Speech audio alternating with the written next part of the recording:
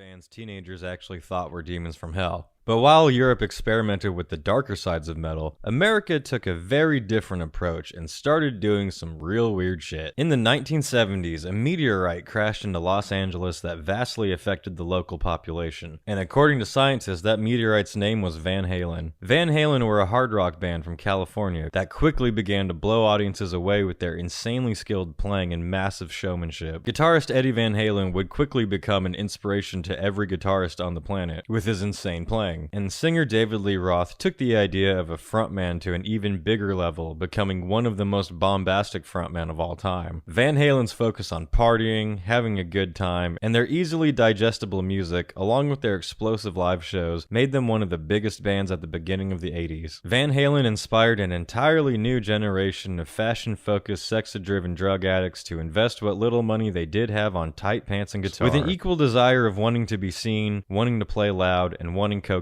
bands like Motley Crue, Poison, Quiet Riot, and thousands more started the 80s wave of glam metal. Guys who had spent years surviving off of stealing food and street drugs from hookers were soon becoming mega-rich rock stars and selling gold records. Suddenly, Hollywood club bands were regularly selling out arenas and conceiving fatherless children throughout the world. There was a major mainstream focus on metal, and in the 80s it became the biggest form of music in America. It did also lead to quite a contentious period in metal history. Metal was bigger than ever, but the crazy, aggressive motherfuckers that read comic books and drank beer while watching horror movies and listening to Venom, Motorhead, and Merciful Fate hated that big, fancy, flashy, tacky shit. Kids who loved the classic heavy metal bands, but who also loved punk and were allergic to hairspray, created their own bands to go against the commercial mainstream metal of shit like Cinderella. These were bands like Exodus, Metallica, Slayer, Testament, and Anthrax, some of the pioneers of thrash metal. But whether you were into stage diving at an Exodus show, getting up and punching your friend in the face,